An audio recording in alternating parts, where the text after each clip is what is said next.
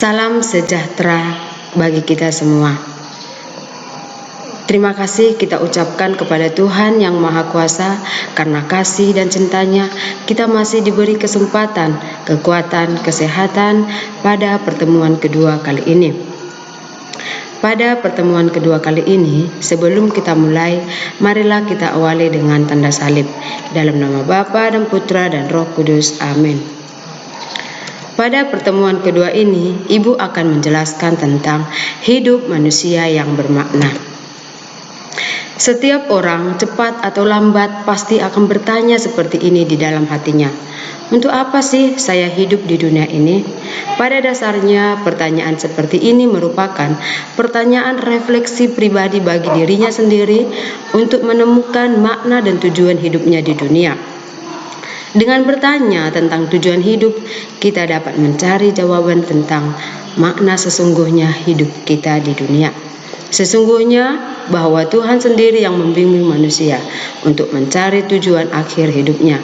Tuhan yang menciptakan kita, menanamkan di dalam hati kita kerinduan hati untuk kembali kepadanya. Dari mana kita berasal dan tujuan akhir tempat kita berpulang. Tuhan menginginkan semua manusia hidup berbahagia.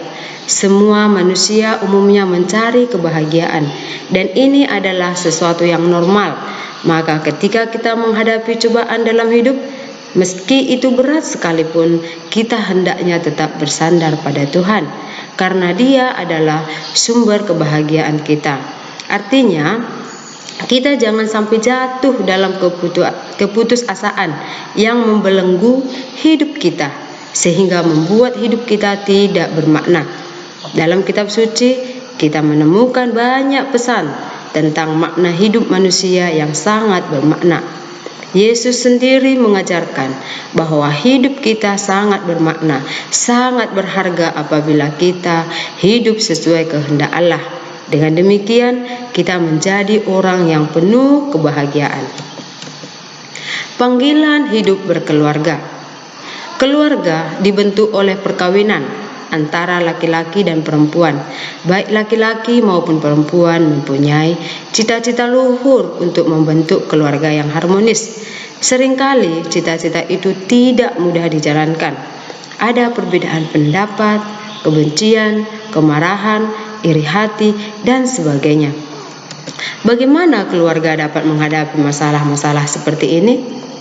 Gereja Katolik secara tegas mengajarkan bahwa perkawinan Katolik adalah sakramen, sehingga setiap pasangan suami istri harus menjaga kesucian perkawinan. Karena itu, sifat perkawinan Katolik adalah monogami dan tidak terceraikan kecuali oleh maut. Karena apa yang dipersatukan Allah tidak boleh diceraikan oleh manusia. Dapat kita lihat di Matius 19 ayat 6. Sakramen perkawinan sebagai akar pembentukan keluarga Katolik hendaknya dijaga kesuciannya, karena keluarga merupakan gereja kecil, mini atau eklesia domestika. Artinya antara lain bahwa keluarga-keluarga Kristiani merupakan pusat iman yang hidup, tempat pertama iman akan Kristus diwartakan, dan sekolah pertama tentang dua kebajikan-kebajikan dan cinta kasih Kristen. Gaudium et Spes nomor 52 mengatakan, keluarga adalah semacam sekolah kemanusiaan yang kaya. Akan tetapi, supaya kehidupan dan perutusan keluarga dapat mencapai kepenuhan, dituntut komunikasi batin yang baik, yang ikhlas dalam pendidikan anak. Kehadiran ayah yang aktif sangat menguntungkan pembinaan anak-anak. Akan tetapi juga perawatan ibu di rumah yang dibutuhkan anak-anak, dan seterusnya.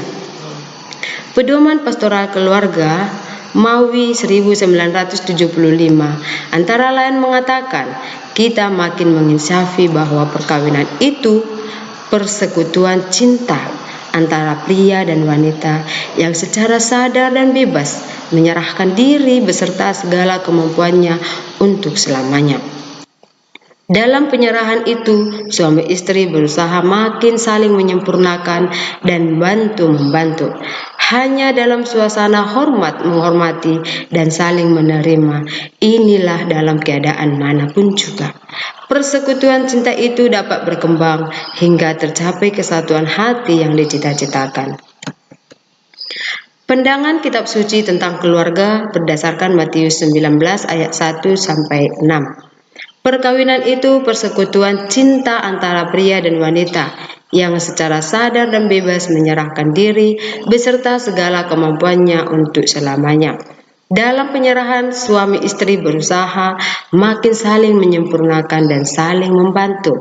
Hanya dalam suasana saling menghormati dan menerima inilah, dalam keadaan manapun juga, persekutuan cinta itu dapat berkembang hingga tercapai kesatuan hati yang dicita-citakan.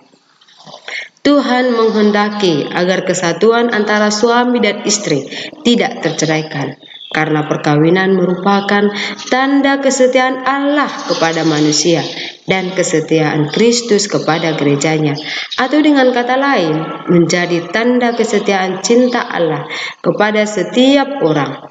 Menjadi saksi akan kesetiaan perkawinan yang tak terceraikan adalah salah satu tugas pasangan Kristiani yang paling penting saat ini. Di saat ini dunia dikaburkan oleh banyak pandangan yang menurunkan derajat perkawinan, seolah hanya pelampiasan keinginan jasmani semata. Jika pasangan suami istri dan anak-anak hidup dalam kasih yang total, maka keluarga menjadi gambaran nyata sebuah gereja. Sehingga tepatlah jika keluarga itu disebut gereja kecil atau eklesia domestika.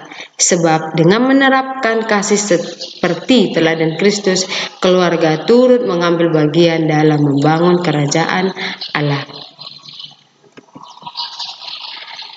Arti dan makna keluarga. Keluarga adalah sekolah kemanusiaan yang kaya. Akan tetapi, supaya kehidupan dan perutusan keluarga dapat mencapai kepenuhan, dituntut komunikasi batin yang baik, yang ikhlas dalam pendidikan anak. Kehadiran ayah yang aktif sangat menguntungkan pembinaan anak-anak. Perawatan ibu di rumah juga dibutuhkan anak-anak, dan seterusnya. Tugas dan tanggung jawab seorang suami atau bapak. Suami sebagai kepala keluarga. Sebagai kepala keluarga, suami harus bisa memberi nafkah lahir batin kepada istri dan keluarganya. Mencari nafkah adalah salah satu tugas pokok seorang suami. Sedapatnya tidak terlalu dibebankan kepada istri dan anak-anak. Untuk menjamin nafkah ini, sang suami hendaknya berusaha memiliki pekerjaan. Tugas yang kedua, suami menjadi partner istri. Perkawinan modern menuntut pola hidup partnership. Suami hendaknya menjadi mitra dari istrinya. Pada masa sekarang, banyak wanita yang menjadi wanita karir. Kalau istri adalah wanita karir, maka perlulah suami menjadi pendamping, penyokong, dan pemberi semangat baginya. Ketiga, suami sebagai pendidik. Orang sering berpikir dan melemparkan tugas mendidik anak-anak pada istri atau ibu. Padahal, anak-anak tetap memerlukan sosok ayah dalam pertumbuhan diri dan pribadi mereka. Sosok ayah tak tergantikan. Tugas dan tanggung jawab seorang istri atau ibu. Istri sebagai hati dalam keluarga.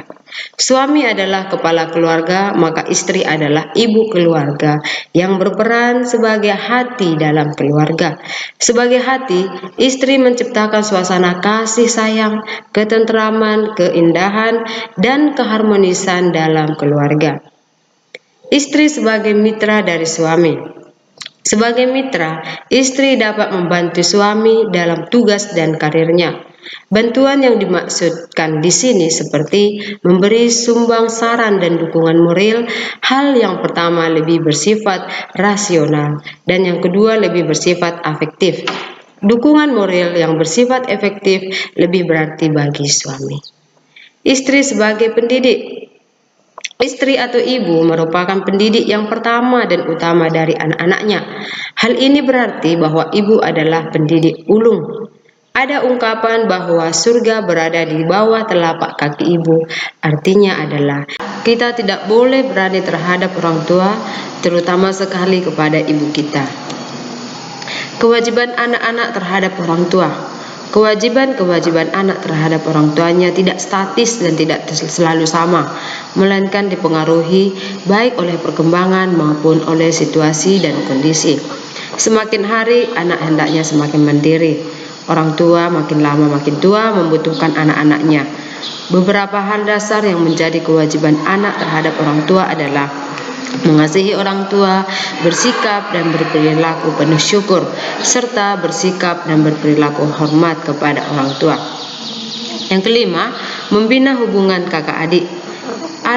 Dalam mengembangkan keluarga sebagai persekutuan pribadi-pribadi, hubungan kakak adik sebagai anggota-anggota keluarga inti sangat penting. Hal-hal yang perlu dikembangkan dalam hubungan kakak adik adalah kasih persaudaraan, saling membantu, dan saling menghargai. Pengalaman hidup bersama dan proses-proses awal dari sosialisasi untuk hidup bersama berlangsung dalam keluarga di mana terdapat lebih dari satu anak. Kakak adik tak hanya dididik oleh orang tua, melainkan juga secara tidak langsung saling mendidik. Dengan bertengkar dan berdamai kembali, mereka belajar dan berlatih mengolah konflik yang termasuk unsur hidup bersama. 6. Cinta kasih dan komunikasi dalam keluarga. Pentingnya cinta dalam hidup manusia. Kita bisa hidup dan berkembang sebagai manusia karena perhatian dan cinta yang kita terima dan alami dari orang lain, dan karena cinta yang kita berikan kepada orang lain. Seluruh ajaran dan perbuatan Kristen justru berdasarkan pada cinta. Hendaklah kamu saling mencintai seperti aku telah mencintai kamu. Cinta membahagiakan orang dan memungkinkan manusia berkembang secara sehat dan seimbang. Cinta yang jujur dan persahabatan sejati antar manusia memungkinkan perwujudan diri yang sehat dan seimbang, menghindar gangguan fisikis, dapat menyembuhkan orang yang menderita sakit jiwa.